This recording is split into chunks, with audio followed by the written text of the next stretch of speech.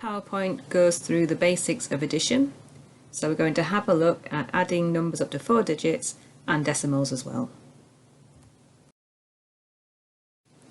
So if we take a simple addition sum, like 78 plus 37, first of all you make sure that you write the sum out, putting the numbers in the correct columns.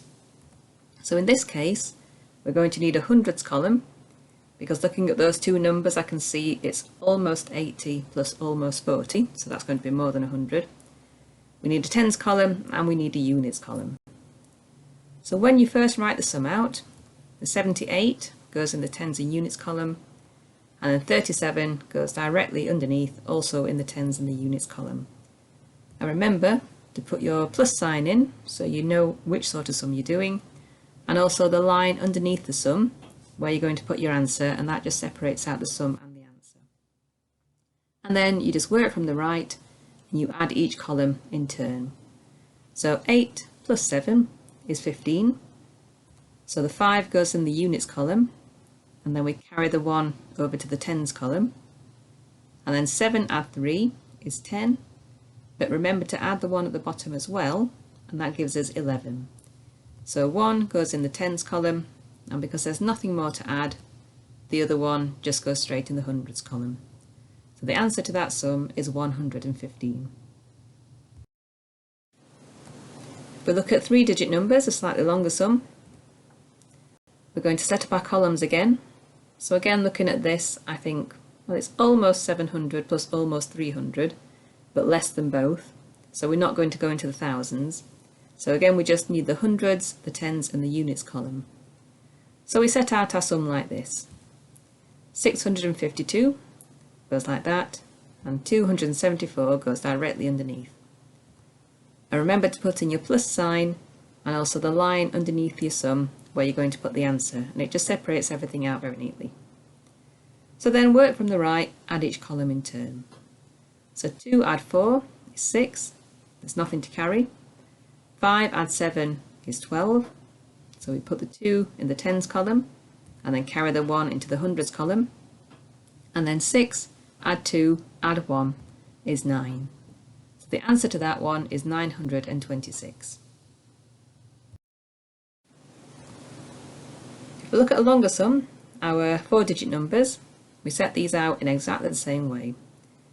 Again, looking at those numbers, I can think it's sort of 4,000 plus sort of 3,000.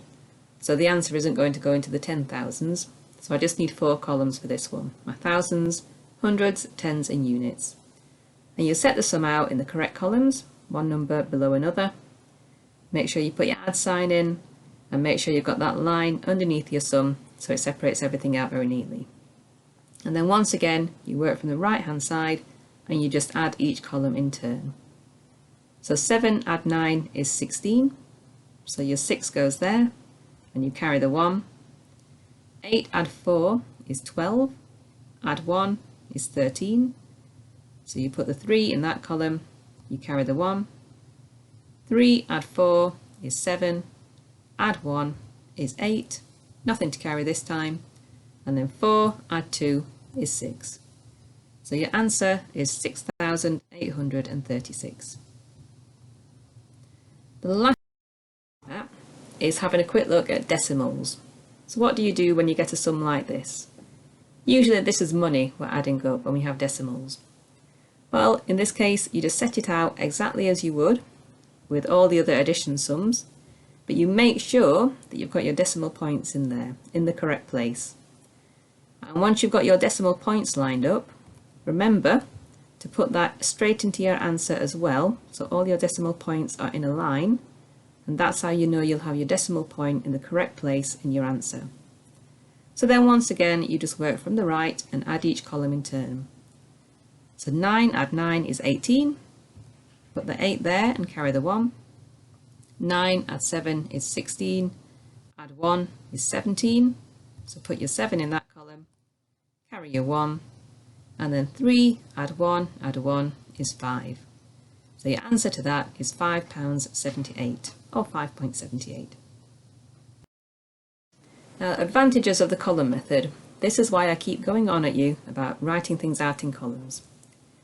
You only ever add single-digit numbers, so it's useful when you start working with bigger numbers.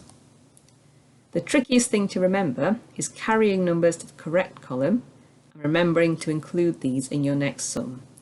So find a layout that works for you. I always put the numbers at the bottom, but if you find it easier to put in within the sum, then do that. So find what works for you. As long as you remember that you've carried those numbers and to include them in the addition of that column, that's absolutely fine.